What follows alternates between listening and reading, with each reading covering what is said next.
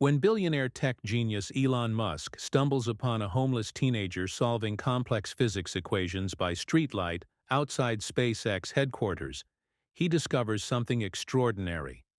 16-year-old Zane Miller isn't just another kid down on his luck. He's a scientific prodigy with a passion for space exploration that rivals Elon's own. Their chance encounter sets in motion an incredible journey that will change both their lives forever and reveal a connection neither could have imagined. This is the remarkable true story of how finding the right mentor at exactly the right moment can transform a life and potentially humanity's future. Among the stars, Elon Musk rubbed his tired eyes as he pushed through the glass doors of SpaceX headquarters. It was nearly midnight and the parking lot was almost empty. The meeting about the next Mars rocket had run much later than planned. His team wanted to be sure everything was perfect. Elon didn't mind the late hours changing. The world wasn't a 9-to-5 job. The cool California night air felt good on his face as he walked toward his car. Something caught his eye in the dim light movement in the alley beside the building. Probably just the wind blowing trash, he thought. But something made him stop and look again. In the narrow space between SpaceX and the next building, he spotted what looked like a small fort made of cardboard boxes and plastic tarps. Strange symbols and drawings covered the cardboard walls. As Elon looked closer, he realized they weren't random scribbles. They were rocket designs and math equations. "Hello," Elon called out, stepping toward the makeshift shelter. "Is someone there?" A rustling sound came from inside, and then a thin boy with messy brown hair poked his head out. He looked about 16 with dark smudges under his bright green eyes. When he saw Elon, his eyes grew wide with recognition. "Mr. Musk?" the boy asked in disbelief. He scrambled to his feet, nearly knocking over his cardboard home in the process. I'm sorry, I know I'm not supposed to be here. I'll leave right away." "Wait," Elon said, raising his hand. "I'm just curious about what you're doing." He pointed to the drawings. "Did you do all these?" The boy nodded nervously. "Yes, sir." Elon stepped closer to examine the cardboard walls. One panel showed detailed sketches of rocket engines. Another had complex physics equations written in neat handwriting. Even in the poor light from the street lamp, Elon could tell the math was advanced college level. "At least these are impressive," Elon said. "What's your name?" "Zane," the boy replied. "Zane Miller." "Well, Zane Miller. You have quite a talent for rocket science. Are you a student?" Zane looked down at his worn-out sneakers. "Not anymore, I used to be." Now that Elon was closer, he could see just how thin and dirty the boy was. His clothes were clean but patched in several places. Next to his makeshift bed was a backpack stuffed with books. A small solar-powered light sat atop one of the boxes, and beside it was an open notebook filled with more equations. "You were doing homework?" Elon asked, pointing to the notebook. "Not homework exactly," Zane said. He picked up the notebook with careful hands. "I'm trying to solve a problem with fuel efficiency for long-distance and space travel. The current methods waste too much fuel during the initial launch phase." Elon's eyebrows shot up in surprise. The boy was right. This was exactly the problem his engineers were working on right now. "May I?" Elon asked, holding out his hand for the notebook.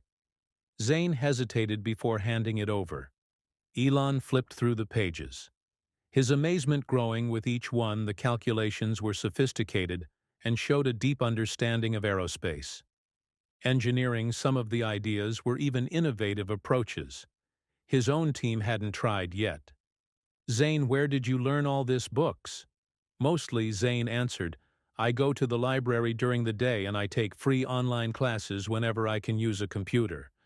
There I watch all your SpaceX videos too." "And why are you here outside our building?" Elon asked gently. Zane's cheeks turned red. "It's silly, but it's the closest I can get to the stars." He gestured to the SpaceX logo on the building. "I know what happens in there is going to change everything someday. I just want to be near it." even if I can't be part of it. The words hit Elon hard. He remembered feeling the same way as a boy, desperate to be close to the future. He could see so clearly in his mind. Where do you live? Zane? The boy looked around at his cardboard shelter here, mostly sometimes under the bridge by the park when it rains. What about your parents? My mom died when I was 10, Zane said quietly. My grandmother raised me after that, but she passed away 8 months ago. There wasn't anyone else. Foster care. Zane's face hardened. I ran away from the first home they put me in. The foster dad was selling my grandmother's things. Even her wedding ring, I couldn't stay there. Elon nodded slowly, taking in the boy's situation. Zane Miller was homeless. Yet here he was, studying advanced physics and dreaming of space travel. Instead of giving up, "Have you eaten today?"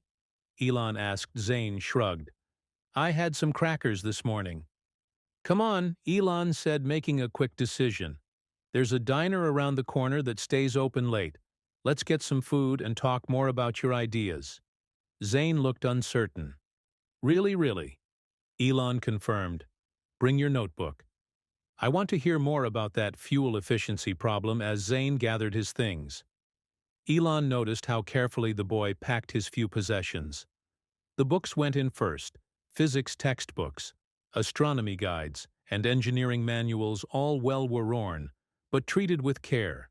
The solar light followed, wrapped in a t-shirt for protection. Last came the notebook, which Zane tucked safely into a plastic bag to guard against moisture. "What about your home?" Elon asked, gesturing to the cardboard structure. "It'll be okay for a few hours," Zane said. "Nobody comes back here except me." There was something both heartbreaking and inspiring about the matter-of-fact way Zane spoke about his homeless situation. No self-pity, just practical solutions to survive another day. As they walked to Elon's car, Zane kept glancing at him as if he couldn't believe what was happening. When they reached the sleek electric vehicle, the boy stopped short. "This is your Tesla," Zane said with awe. "One of them," Elon replied with a small smile. "Hop in." Zane carefully sat in the passenger seat, trying not to touch anything with his dirty hands. "Is it true that you sleep at the factory sometimes?" Zane asked suddenly. Elon laughed as he started the car. "Sometimes, yes, when there's important work to be done. That's why I stay near SpaceX." Zane said, "It feels like the important work is happening here. Even if I'm just outside, it feels like I'm closer to my dreams than anywhere else." As the Tesla pulled away from the curb, Elon looked over at the thin boy clutching his backpack of books. And dreams, 8 months on the streets, hadn't killed his passion for science or his hope for the future. In that moment, Elon knew their meeting wasn't just chance. It was an opportunity. This boy with stars in his eyes might just have the brilliant mind that humanity needed to reach those stars. What Elon didn't know yet was just how special Zane Miller truly was, or how their lives were already connected in ways neither could imagine. The diner was almost empty when Elon and Zane walked in. A tired, ill-looking waitress led them to a booth near the back, eyeing Zane's dirty clothes with suspicion. Elon didn't seem to notice or care. "Order whatever you want," Elon told Zane. "I'm guessing it's been a while since you had a proper meal." Zane stared at the menu, overwhelmed by the choices. "Maybe just some eggs and toast and pancakes." Elon added, "and bacon and orange juice." He looked at Zane's thin frame. "Growing brains need fuel too. Just like rockets." While they waited for their food, Elon pointed to Zane's notebook. "Show me more about your fuel efficiency ideas." Zane carefully opened his notebook. The pages were filled with neat handwriting and detailed diagrams, despite being written by streetlight. "I've been thinking about the problem of fuel waste during launch," Zane explained. "Right now we use so much fuel just to escape Earth's gravity that there's not enough left for the important part of the mission." Elon leaned forward, genuinely interested. "And what solution have you found?" "Well, I had this idea about a 2-stage fuel system." Zane flipped to a diagram showing a rocket with an unusual design. The first stage uses a conventional chemical fuel for the initial thrust, but the second stage switches to an ion propulsion system once the rocket clears the atmosphere. Ion propulsion isn't powerful enough for launch. Elon pointed out not traditional ion engines. Zane agreed, but what if we modified them? He turned to another page with complex calculations. I've been working on a design that increases the power output by reconfiguring the electromagnetic field. As Zane continued explaining their food, arrived the waitress sat down plates piled high with pancakes, eggs, bacon, and toast. Zane's twee eyes widened at the sight of so much food. Eat, Elon encouraged. We can talk while you get your strength back. Zane didn't need to be told twice. He ate quickly but neatly like someone who knew hunger, but hadn't forgotten manners between bites. He continued explaining his ideas. Elon asked questions, challenged assumptions, and nodded appreciatively at the clever solutions Zane had developed. Where did you learn all this? Elon asked. You mentioned the library. But these concepts are advanced even for college students. Zane shrugged. I've always understood this stuff. My grandmother said I was doing math before I could read properly. His eyes grew sad at the mention of his grandmother. She always made sure I had books even when we couldn't afford much else. She sounds like a remarkable woman, she was. Zane put down his fork. She worked as a cleaning lady at the university. Sometimes professors would give her old textbooks for me. She didn't understand the science, but she knew it made me happy and your education. Now, Elon asked, before you became homeless? I was a junior in high school advanced placement classes. Zane stared at his plate. I was on track for a scholarship. My teachers were helping me apply to MIT and Caltech. And then your grandmother passed away. Zane nodded. Everything fell apart. The apartment belonged to her. I tried staying with a friend for a while, but his family couldn't afford another mouth. To feed, then came the foster home I told you about. He trailed off, clearly not wanting to revisit those memories. So you've been continuing your education on your own at the library. It's not ideal, Zane admitted, but I can use the computers there, and they have free Wi-Fi. I take online courses whenever I can. The librarians are nice. They don't mind me staying all day as long as I'm quiet. Elon was amazed most teenagers would have given up on education while just trying to survive on the streets. But Zane had created a life centered around learning, even in the harshest circumstances. What's your dream? Zane. Elon asked if you could do anything. What would it be? Zane's eyes lit up. I want to help humanity become a multiplanetary species. I want to design the systems that will let us live on Mars someday. His voice grew stronger with each word. Earth is just one planet, and humans need a backup plan.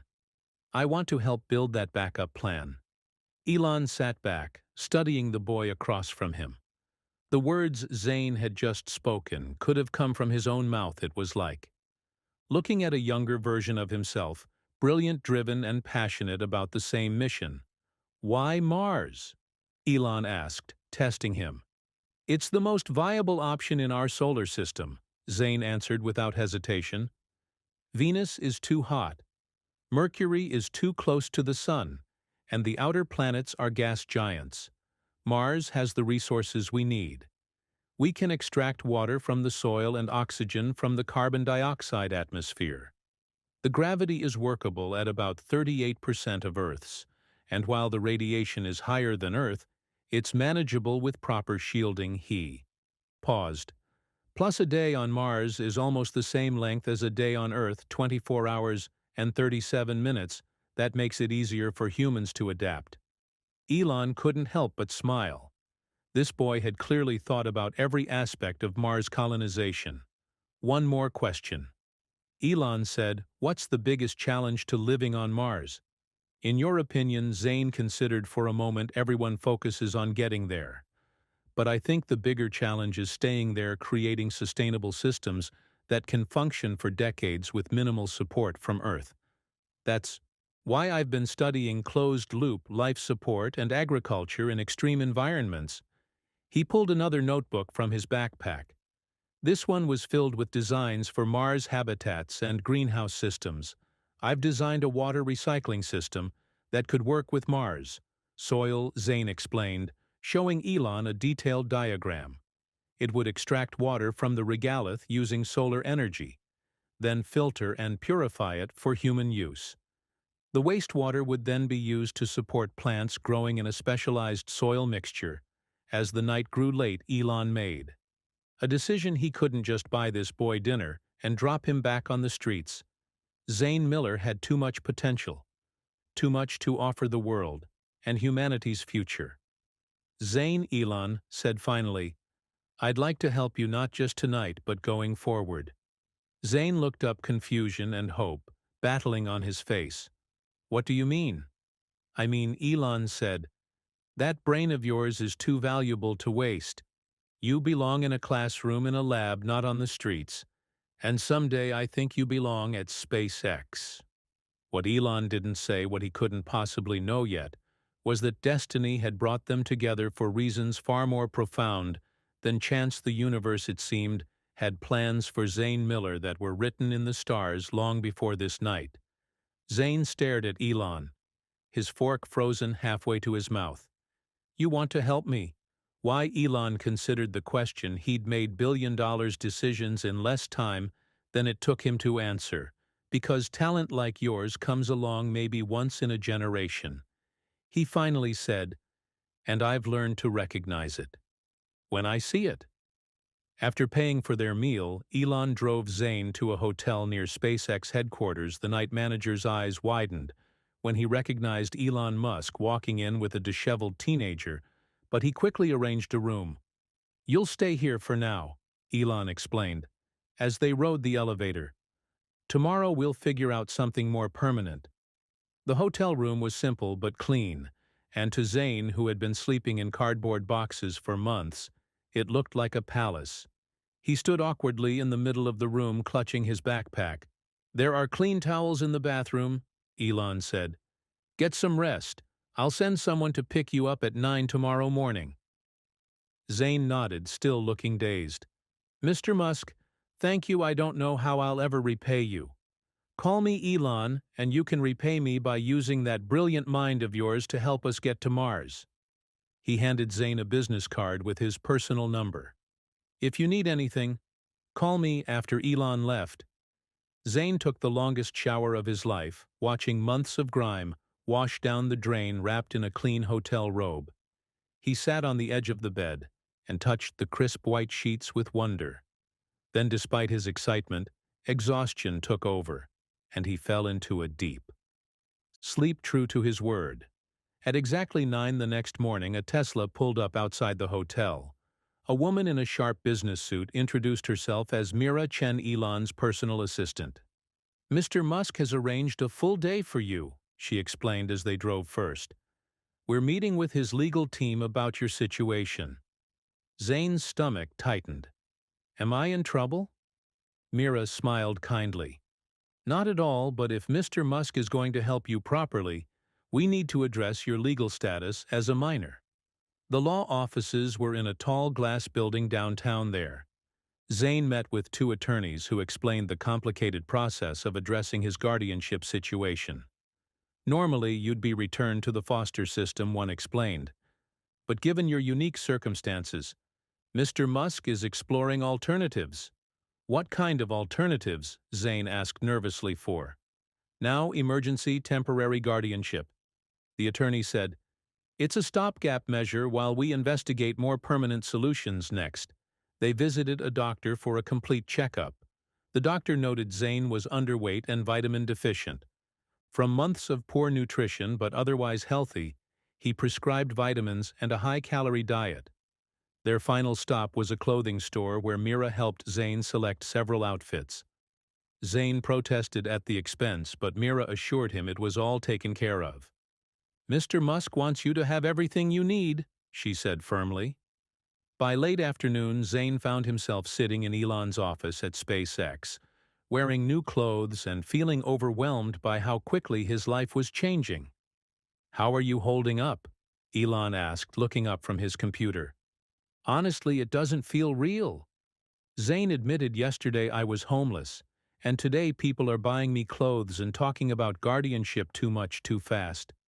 Zane shook his head. No, it's just, I'm waiting for the catch. Good things don't usually happen to me without something going wrong.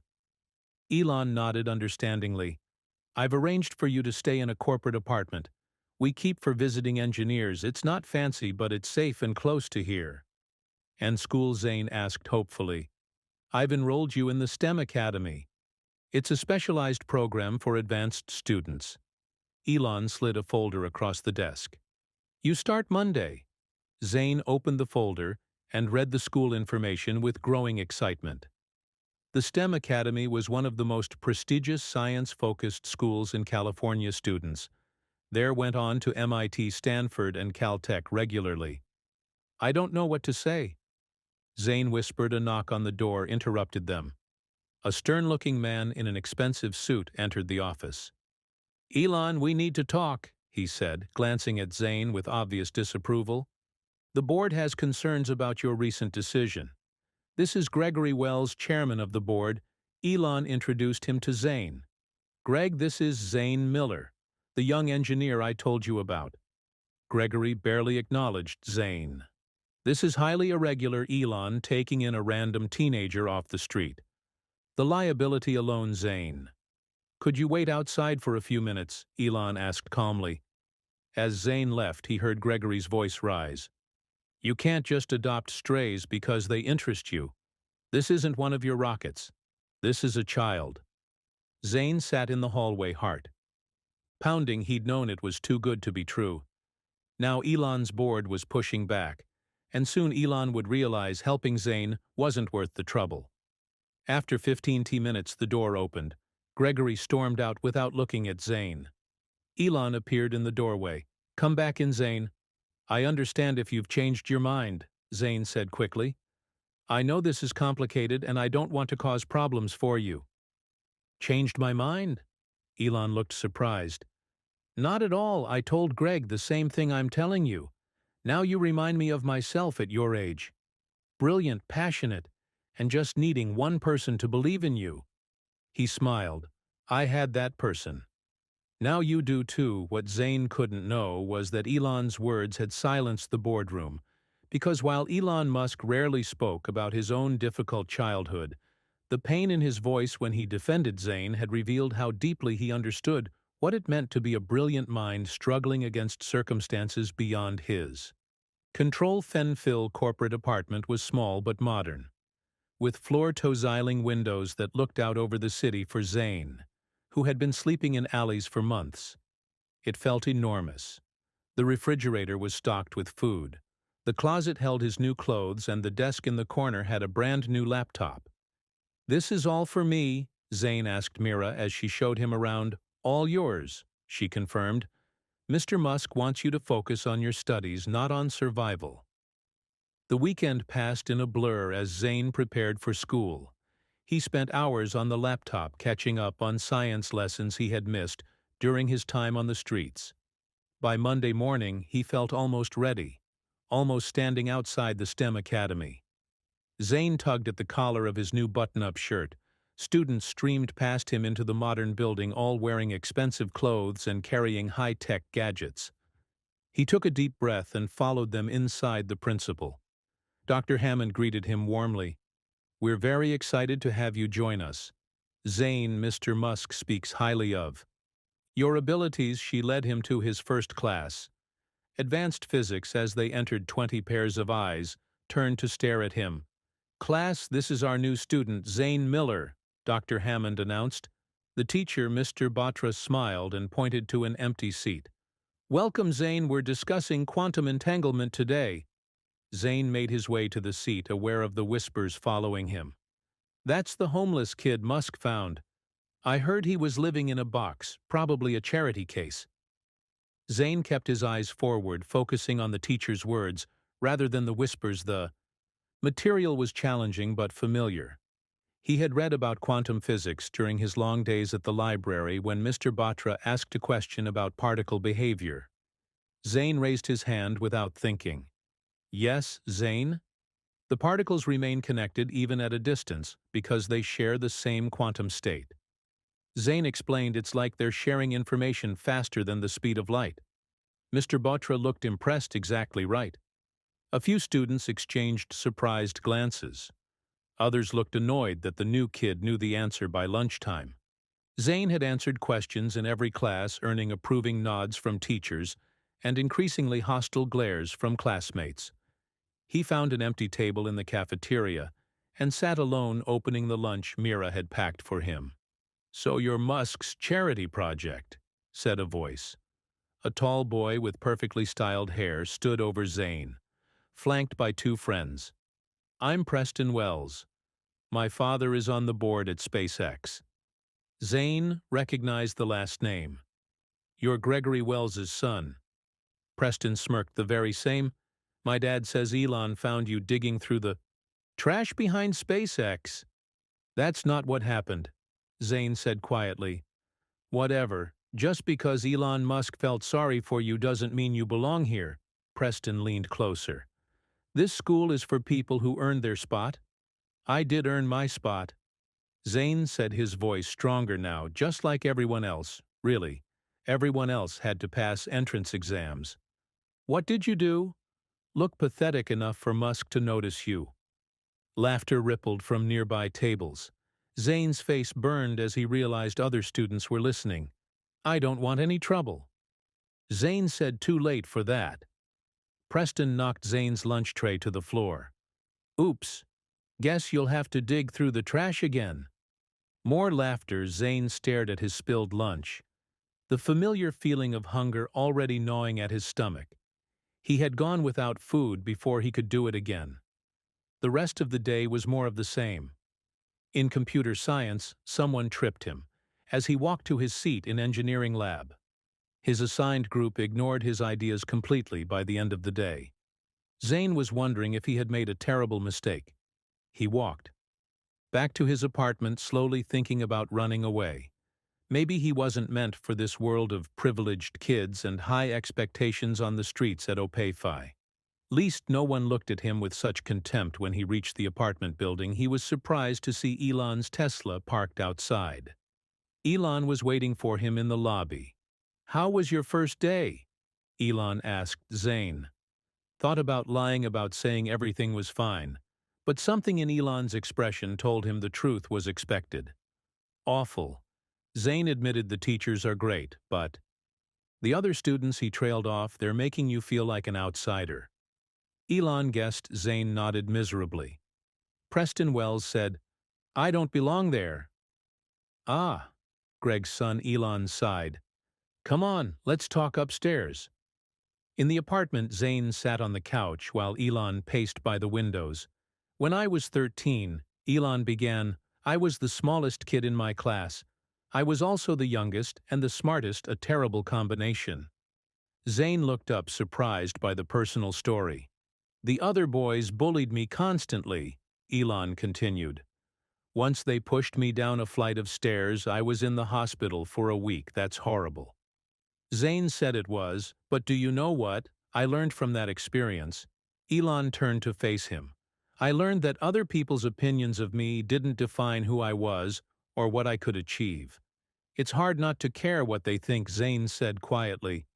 "Of course it is. You're human, but remember this: in 20 years, you won't remember Preston Wells, but the world will remember what you create with that mind of yours." Elon sat down beside Zane. "School isn't just about learning facts. It's about learning who you are, and sometimes that means facing difficult people and situations." "I thought about running away," Zane admitted. "I'm not surprised. Running seems easier than staying and fighting." Elon's eyes were understanding, but the easy path rarely leads anywhere worth going. They talked for hours. Elon sharing stories of his own struggles growing up in South Africa, his difficult family life, and his early business failures. With each story, Zane felt a little stronger, a little less alone. "So what do I do tomorrow?" Zane asked finally. "You go back, you hold your head high, and you show them through your actions that you belong there more than any of them." Elon smiled. True strength isn't about never falling down. It's about getting back up every single time. As Elon left, Zane felt something he hadn't felt. In fight on a long-time determination. He would go back tomorrow, and the day after that, he would earn his place in this new world just as he had survived in his old one. What he didn't yet understand was that he was already showing the same resilience and brilliance that had once defined a young bullied Elon Musk, a connection that went deeper than either of them realized. Over the next 2 weeks, Zane settled into a routine each morning. He arrived at school early to avoid the crowded hallways during classes. He focused on the teachers and ignored the whispers around him at lunch. He found a quiet corner of the library to eat and study. The other students hadn't warmed to him, but they had mostly stopped the active bullying. Zane considered this progress. He threw himself into his studies, determined to prove he deserved his place at the academy on Friday afternoon. As Zane was walking home, a sleek black car pulled up beside him. The window rolled down to reveal Elon. "Get in," Elon said with a smile. "I have a surprise for you." As they drove, Elon asked about school. Zane gave honest but brief answers, not wanting to complain.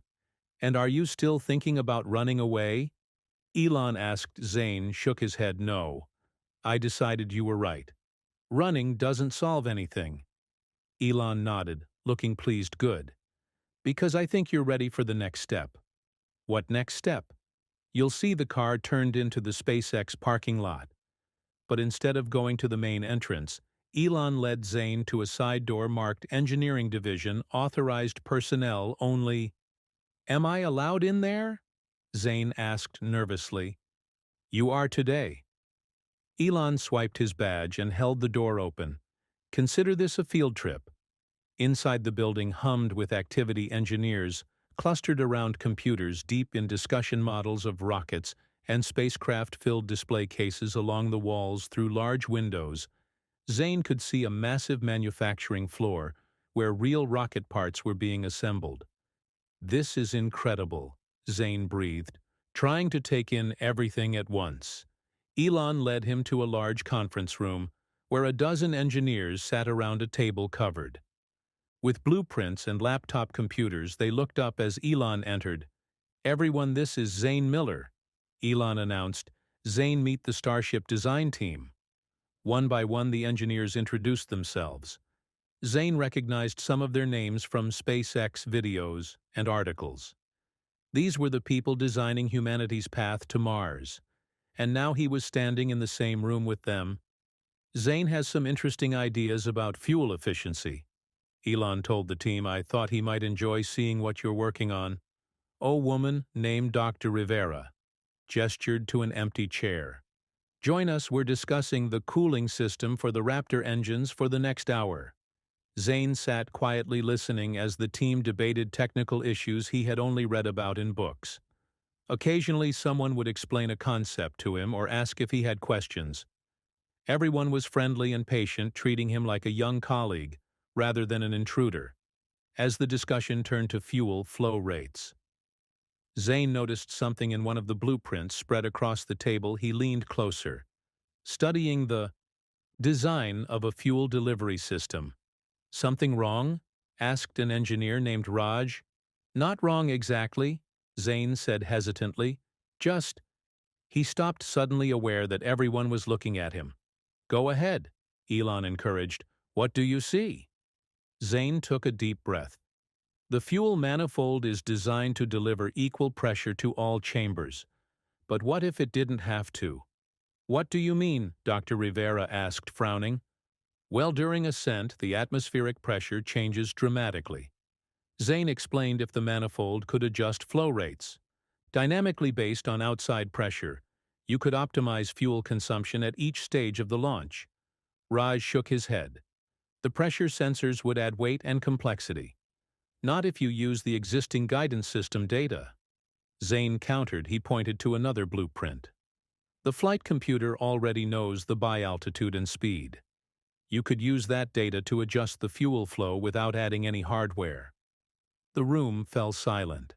Dr. Rivera pulled the blueprint closer, studying it with new eyes.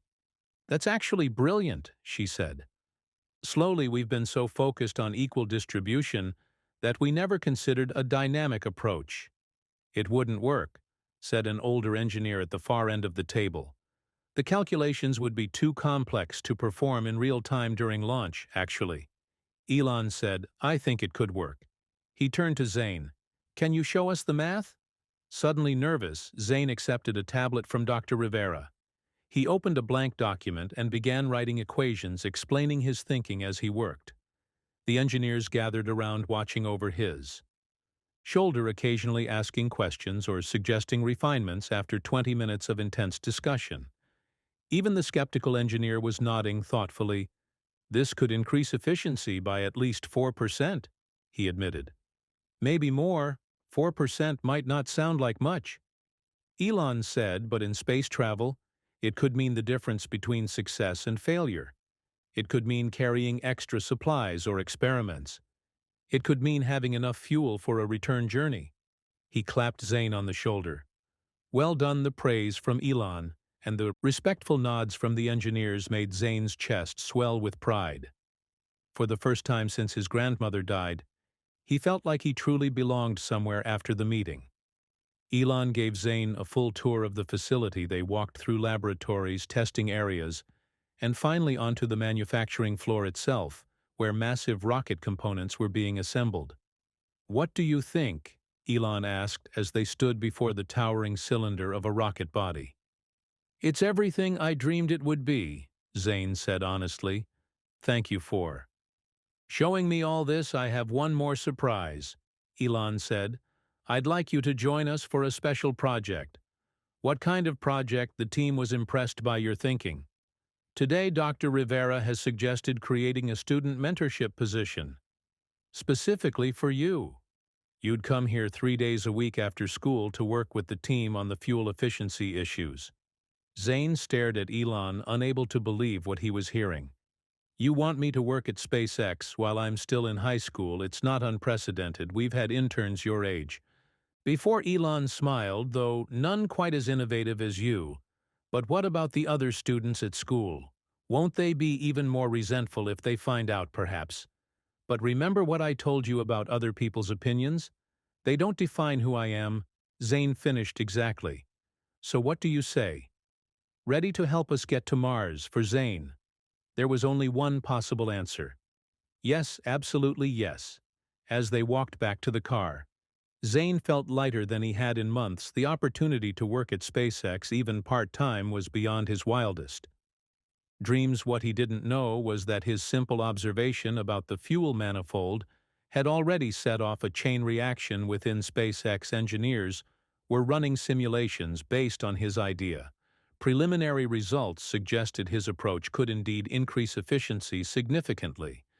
And Elon Musk was watching it all unfold with growing certainty that finding Zane Miller might prove to be one of the most important discoveries of his career, not because of one innovative idea, but because in Zane's thinking, Elon recognized a kindred spirit, someone who could see beyond conventional approaches to find solutions.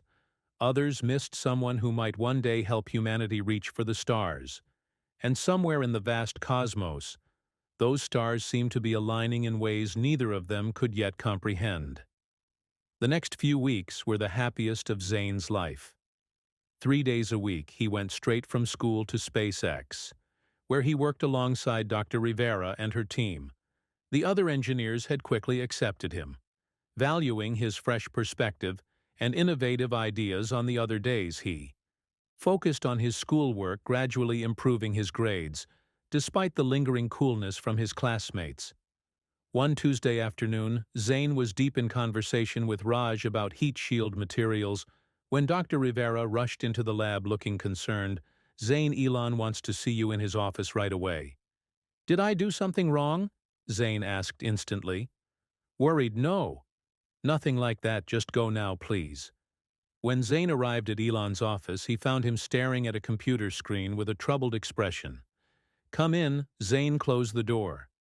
Elon turned the computer monitor so Zane could see it. On the screen was a news website with the headline, Homeless Genius Finds Home with Tech Billionaire.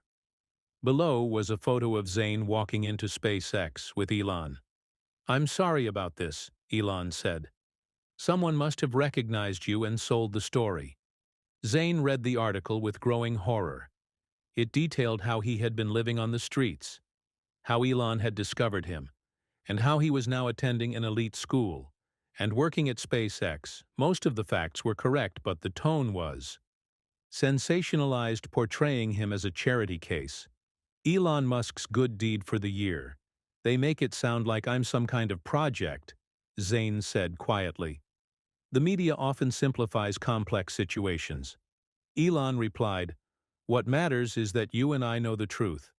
You're here because of your mind." "Not my charity," Zayn nodded.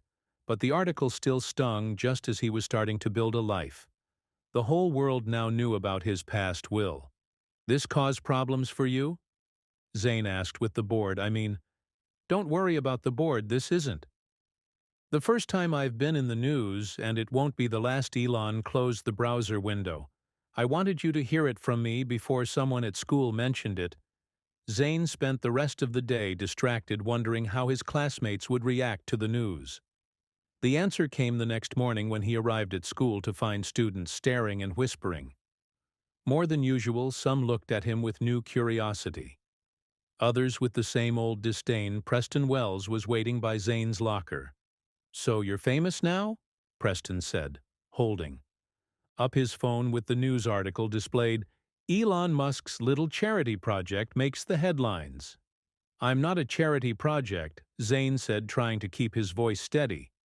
"That's not what everyone's saying. They're saying Musk is using you for PR, the billionaire with a heart of gold.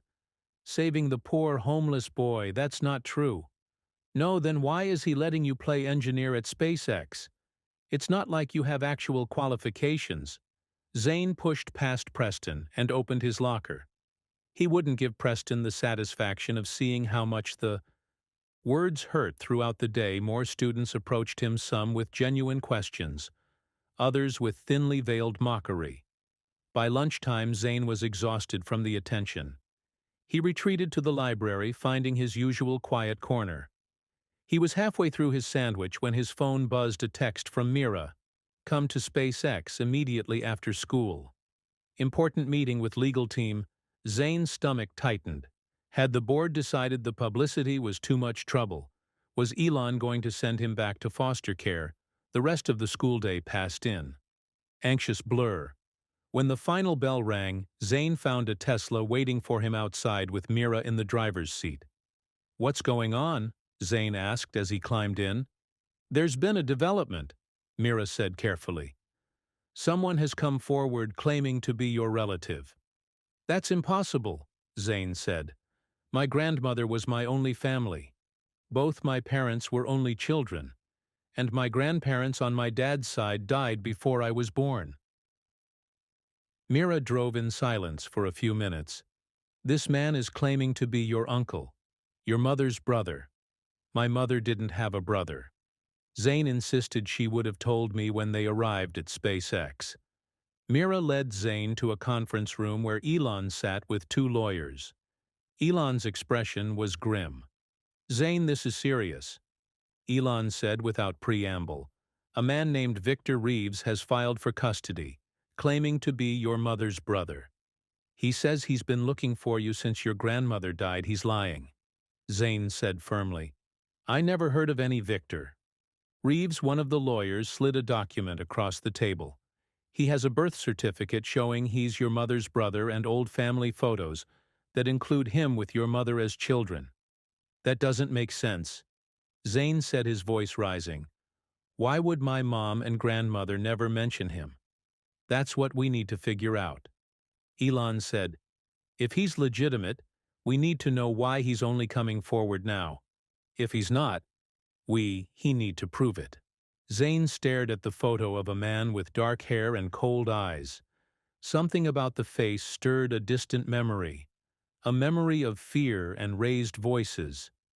I think I might have met him," Zayn said slowly.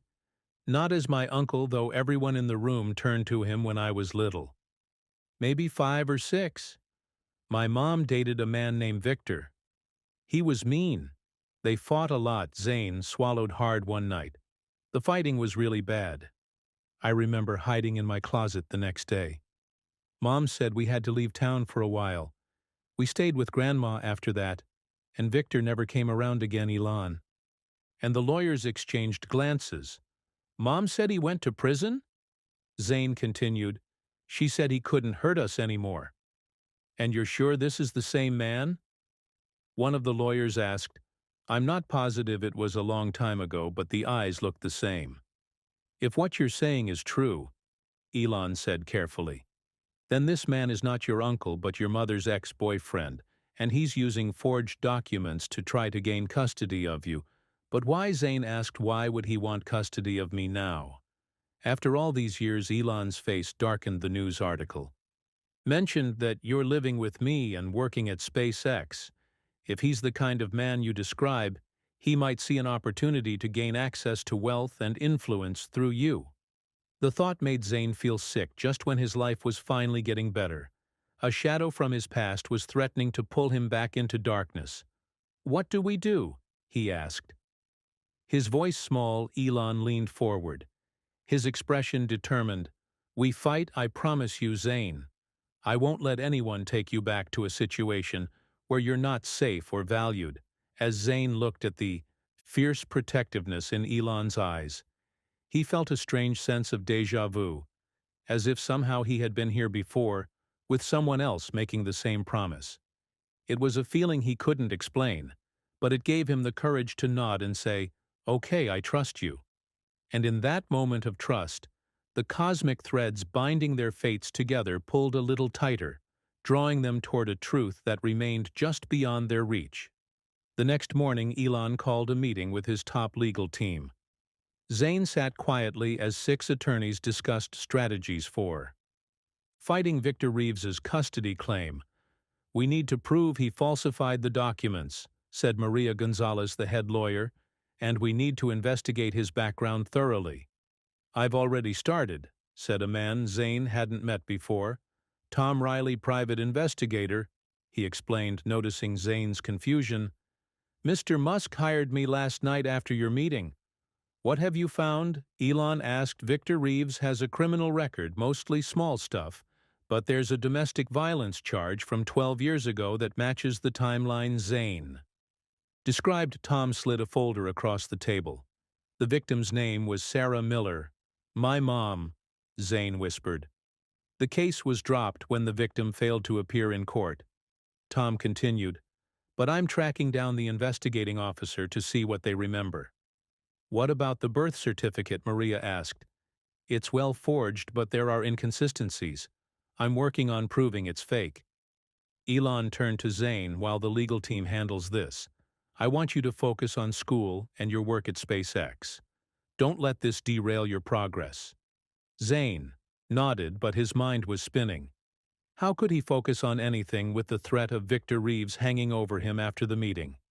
Elon walked Zane to Mira's car. I've increased security at both SpaceX and the apartment building, he said, and I've arranged for a driver to take you to and from school until this is resolved. Do you think he might try to take me? Zane asked, voicing the fear that had kept him awake the previous night. We're not taking any chances, Elon said firmly. But remember, he has no legal right to you. We're just being cautious. The next few days passed in a haze of anxiety.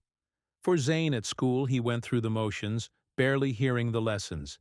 Even Preston's taunts barely registered after school. He threw himself into his work at SpaceX. Grateful for the distraction, Dr. Rivera noticed his distraction and assigned him a special project designing a cooling system for the Mars habitats. The challenge was perfect, requiring enough concentration to keep his mind off Victor Reeves. The system needs to be efficient enough to maintain livable temperatures using minimal power, Dr. Rivera explained, and it has to be repairable with materials available on Mars. Zane dove into the project, researching existing cooling technologies and thinking about how to adapt them for Mars. The work consumed him, providing an escape from his worries one evening, as he was refining his designs in a quiet corner of the engineering lab. Elon found him. How's it going? Elon asked, pulling up a chair. The cooling system is challenging, Zane admitted. Mars has temperature swings of over 100 degrees Celsius between day and night, and the atmosphere is too thin to help regulate temperature like Earth's does. What solutions have you considered? Zane showed Elon. His notebook. I'm thinking about a hybrid system. Passive cooling using reflective materials and insulation combined with an active system that can move heat around. As needed, Elon studied the designs, asking questions, and suggesting refinements for a while. They worked side by side, two minds focused on solving a problem that most people couldn't even understand. You know, Elon said finally, this is why I know we'll win against Reeves. The cooling system. No, your mind. The way you think. Elon tapped the notebook. This is the future of humanity you're designing here, and I believe that futures belong to those who create them, not those who try to steal them. The words gave Zane strength. He might not be able to control what Victor Reeves did, but he could control what he created with his own mind. The next morning, Tom Riley arrived at SpaceX with news. I found Sarah Miller's old neighbor, he told Elon and Zane. She confirmed that Victor was an abusive boyfriend, not a brother. And better yet, she has old letters from Sarah that mention her being an only child. That's huge, Maria said with that, and the inconsistencies in the birth certificate. We can prove he's committing fraud. There's more, Tom continued. Victor Reeves has outstanding warrants in Nevada for check fraud. I've notified the authorities about his current whereabouts. For the first time in days, Zane felt hope. Maybe this nightmare would end soon. But that afternoon, as Zane was leaving school, he noticed a dark car parked across the street. A man with familiar cold eyes watched from behind the wheel. Zane froze, immediately recognizing Victor from the photo. His security driver noticed his fear. What's wrong? That car, that's him. That's Victor Reeves. The driver immediately called security while pulling Zane into the safety of their vehicle. As they drove away, Zane saw police cars converging on Victor's location that evening. Elon came to Zane's apartment personally to share the news. They arrested him. Elon said the Nevada warrants were enough to hold him. Does that mean it's over? Zane asked. The immediate threat is over. Elon clarified his custody claim will be thrown out once we present the evidence of fraud. But we still need to address your long-term guardianship situation. Zane looked down at his hands. The question he'd been afraid to ask hung in the air between them. What happens to me now? He finally said, will I go back into the foster system? Elon sat beside him on the couch. Not if I can help it. The emergency guardianship is temporary, but I've been talking with my attorneys about more permanent solutions. Like what? Let's focus on one battle at a time, Elon said gently. For now, just know that you're not alone in this. That night, Zane returned to his cooling system designs with renewed energy. While the legal battle continued around him, he would focus on what he could control: his work, his education, and his dreams of Mars. As he sketched a new configuration for heat radiators, a strange thought occurred to him: somehow helping design humanity's future on another planet felt like his destiny, as if all the struggles in his life had been preparing him for exactly this purpose. And across town, as Elon reviewed adoption paperwork in his home office, he felt a similar sense of rightness, that finding Zane had been more than chance, more than charity. It had been necessary somehow, for reasons that extended beyond either of them. 3 weeks after Victor's arrest, life had settled into a new normal for Zane. The custody threat was over. Victor had been extradited to Nevada to face charges, and his fraudulent claim had been thrown out by the court. Security measures relaxed. And Zane could focus fully on school and his SpaceX project. Dr. Rivera was impressed with Zane's cooling system design.